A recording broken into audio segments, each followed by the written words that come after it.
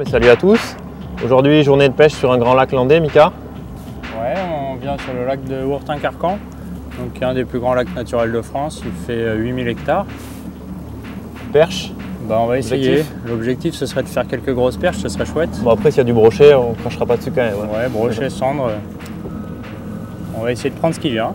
Ça marche. Mais ça fait quoi? Quelques années qu'on n'est pas venu? Ouais, ça fait un moment. C'est un plaisir de retrouver ces grands lacs landais, ces grands milieux. J'espère que c'est toujours vaste. Généralement, les poissons sont très localisés. Donc on va essayer de trouver quelques zones où on va faire quelques touches, on espère, mais on est sûr de rien. Tu t'attends à quoi comme pêche? Des herbiers, des fondures? Pêche dans peu d'eau, là, le plus profond du lac doit être à 8 mètres. Ouais. Donc comme on est au début de l'automne, fin de l'été, ouais. On risque de faire des pêches en linéaire entre 1 et 3-4 mètres, voire des pêches de brochet dans les herbiers, dans 2-3 mètres, quoi. Donc c'est ce sur quoi on va partir, mais après on est sûr de rien. On accélère un peu? Allez, c'est parti.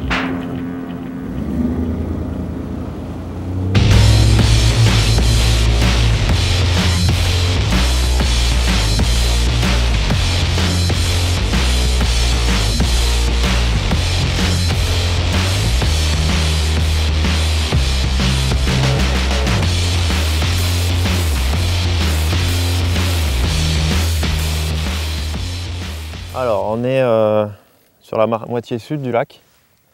On est en train de pêcher donc, dans à peu près un fond de 3 mètres d'eau. L'eau elle est très très claire par rapport à la dernière fois où on était venu. Et on a trouvé quelques petits herbiers éparpillés et normalement on a un point GPS où il y a un petit peu de bois mort au fond. Donc on va essayer de pêcher autour de ça et voir ce qui se passe. Là, on va essayer de faire des perches en linéaire, c'est l'idée.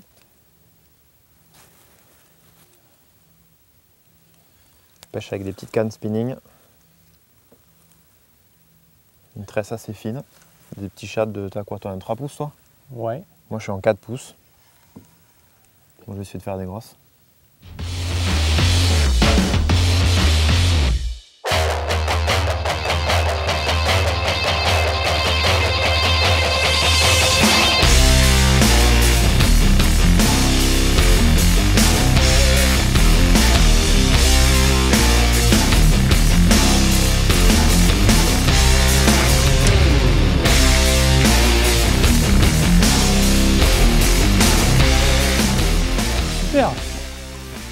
Yes! Commence bien! Là il y a steak.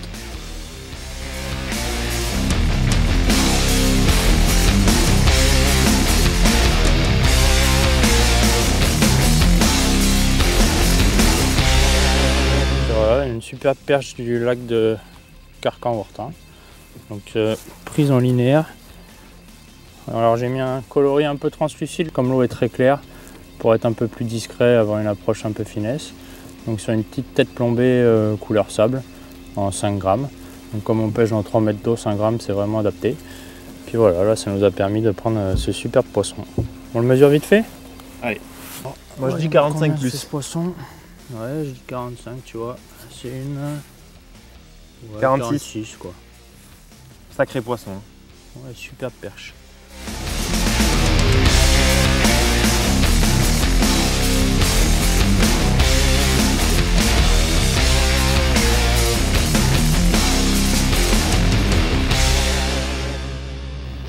Et bien on pêche en linéaire là, toujours sur le lac de Carcan, et on est tombé sur un banc de beaux poissons.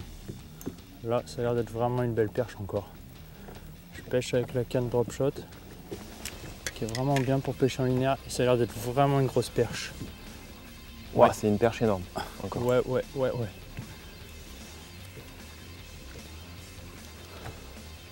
Ouais, ça a l'air d'être un super poisson encore. Yata! Oula. Super. Et de deux. Encore une. Donc c'est la deuxième très grosse perche qu'on vient de prendre en linéaire. Et comme tu vois, le tiddler il a été gobé. Il est fond de bouche. Le problème des perches, c'est qu'elles piquent. Et du coup, en la prenant, elle m'a planté une épine dans le pouce. Résultat, ça saigne un petit peu. Et bien, une 45 encore, tu vois. Encore un super poisson qui doit passer à 1,5 kg. 1,5 kg, 1,6 kg je pense, parce qu'elle est bien dodue. Du coup, je vais mettre ce poisson dans le vivier aussi. Parce que comme on est sur un banc, le problème avec les perches, c'est que là, il n'y a pas d'eau. Il y a 2-3 mètres maximum là où on pêche.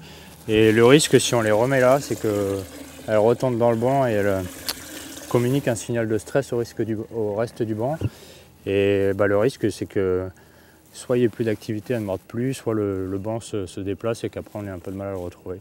Du coup là, le temps qu'on pêche sur la zone, on les met dans le vivier. Il y a de l'eau qui tourne, donc elles sont oxygénées, ça recircule. On essaie de les garder du mieux qu'on peut. Et puis dès qu'on a fini, on les remet sur place. Allez, on va essayer d'en attraper une autre.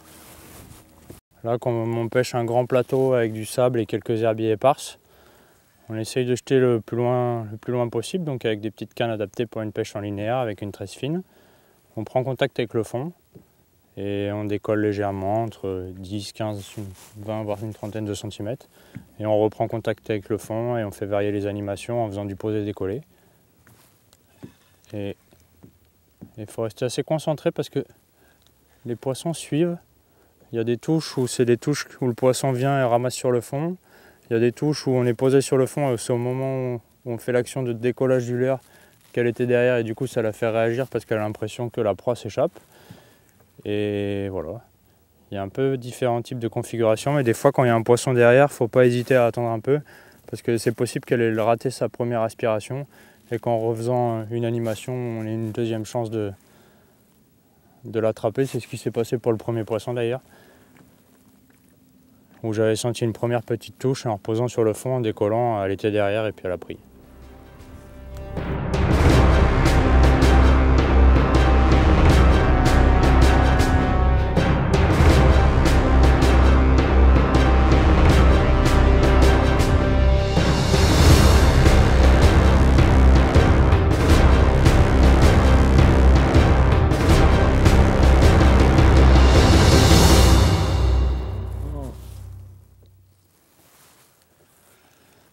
Pas souvent qu'on se fait casser par des perches quand même.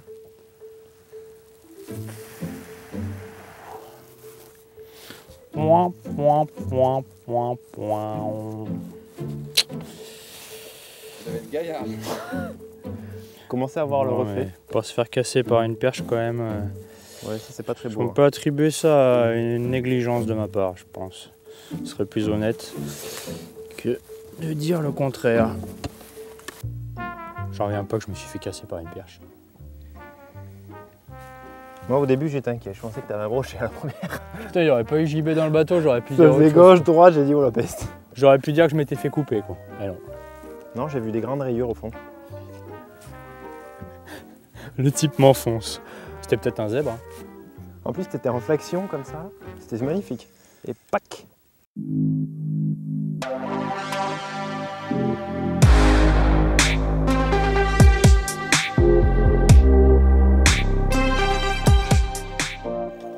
Est-ce que je vais me faire péter?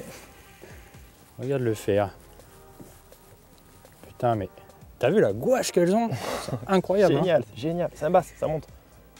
c'est une grosse perche encore on dirait. Ah oui, fais gaffe, elle a le 22 qui est devant la dorse. Ouais. Tu vois, il faut accompagner le poisson. Elles se battent comme des lionnes. Hein. Ouais. Incroyable. Génial. Oh la peste. Non mais elles sont. Ça, c'est pas de la régalade, ça? Elles sont boostées aux hormones ces perches. Oh là là. Allez, ma coquine, viens par là. Je crois qu'elle a vu l'épuisette, elle est pas contente. Bon, allez, pas.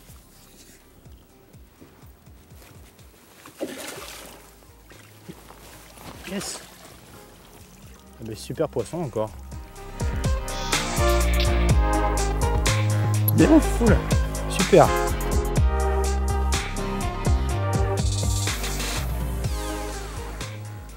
Encore une sacrée pizza, très haute, le flanc est super haut, super beau.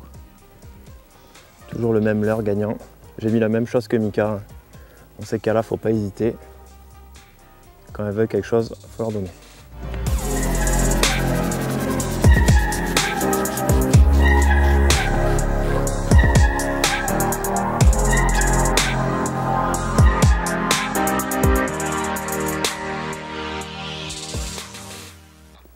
Alors moi j'ai la Linear Lightspin, donc une canne en 7,21 de 7 pieds. Moi c'est une 7 pieds aussi, juste que c'est la drop shot en 4,17. C'est des cannes qui ont à peu près les mêmes caractéristiques. Donc assez long quoi. Ouais, la mienne est légèrement plus sensible parce qu'elle était plus destinée à pêcher au drop et à sentir les touches. Mais du coup là, comme on pêche en linéaire en 3 et 5 grammes, je m'étais dit que ce serait vraiment l'idéal avec une petite tresse fine. Et c'est pas mal, ça convient très bien pour ce qu'on veut faire.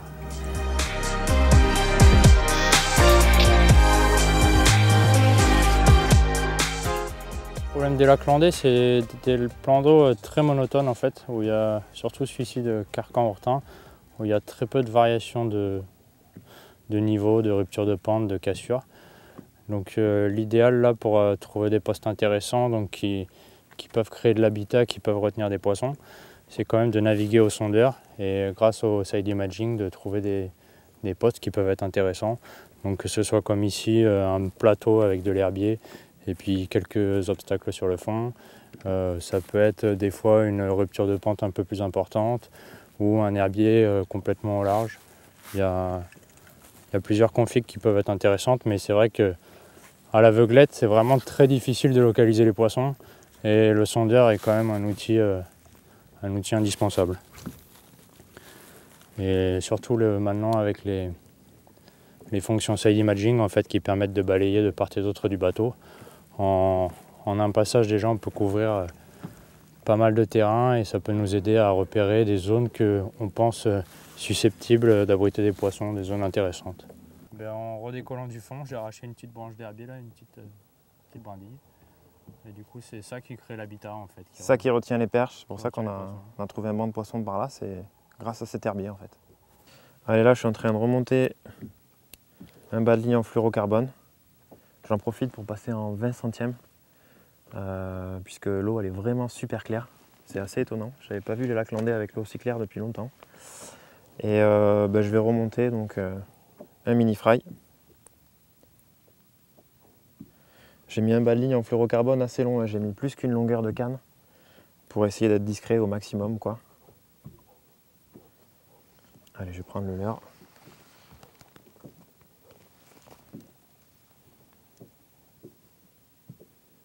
Je vais l'enfiler bien centré. Il faut que la pointe ressorte bien pour bien piquer les poissons.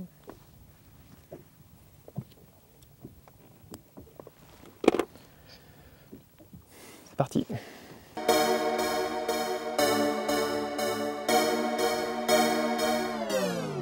Brothers some alligators. Snap out these chickens, do show they rate us. Run out these brothers, you know they haters. Ain't no food in my gang, no we all obey. There's no debating. My brothers some alligators. No, no, these roads don't need validators. Savage the mo, no we overtaking. Getting ripped with the toes coming like the bacon. Ain't no faking. My brothers some alligators. Snap out these chickens, you show they rate us. Run out these brothers, you know they haters. Ain't no food in my gang, no we all obey. There's no debating. My brothers some alligators. Alligators, alligators. My brothers some alligators. Encore un super poisson. J'ai voulu essayer autre chose avec une vibration un peu différente là. J'ai mis un petit slick shad, toujours dans l'idée de pêcher avec une couleur un peu translucide comme l'eau est claire et que les poissons sont méfiants. Un petit slick shad en coloris stickleback là, une des nouveautés qu'a fait Sylvain récemment. Et donc ça fait un profil un peu plus en long, un peu plus fin, une vibration légèrement plus serrée. Donc j'ai voulu changer de forme pour voir si on pouvait reprendre des touches parce qu'on n'avait plus de touches là depuis un moment. Et puis le fait de changer, ça a permis de rajouter un autre superbe poisson. C'est encore un poisson qui doit faire les 45. They be crossing the line, but this ain't a game, no, they playing with lines. I'm holding on something, ain't playing with mine. You playing with yours, you run up on mine. Ain't nothing funny, cause everyone bleeds by the sword. I already lost one of my G's. The other was running and ducking police. Guess cause we grew up round all of the streets. My brothers some alligators. Snap out these chickens, do show they rate us. Run out these brothers, you know they haters. Ain't no food in my gang, no, we all obey. There's no debating. My brothers some alligators. No, no, these roads don't need validators. Savage the mo, no, we overtaking. Getting ripped with the toes coming like the bacon. Ain't no faking. My brothers some alligators. alligators. Snap out these chickens, you show they rate us. Run on these brothers, you know they haters. Ain't no food in my gang, no we all obey, there's no debating. My brothers some alligators. Bon ben là on a changé de poste, là les touches se sont calmées sur notre poste qui a permis d'attraper les 4 grosses perches tout à l'heure. Donc peut-être que ça redonnera plus tard, mais ce qu'on préfère faire dans ces cas-là, c'est aller sur un autre poste. Et là du coup on va essayer une autre configuration. On est quasiment en plein milieu du lac sur ce qu'on appelle des alios en fait. C'est des zones où le fond est un petit peu plus dur, un petit peu plus rocheux. Et des fois ça concentre du poisson, c'est souvent différent. Mais ça arrive aussi qu'il y ait des perches ou des brochets, donc voilà, on va essayer ça maintenant.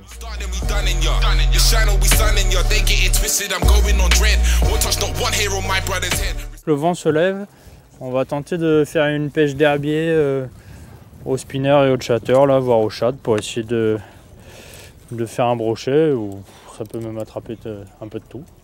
Donc on va faire une pêche un peu plus plaisante, un peu plus active là, que des pêches à gratter en linéaire comme on a fait depuis ce matin. Et puis on va voir si ça va rentrer, mais en général c'est un truc qu'on aime bien faire, quoi. C'est un peu plus actif. Et puis il y a peut-être des chances qu'on croise un joli brochet, enfin, on espère.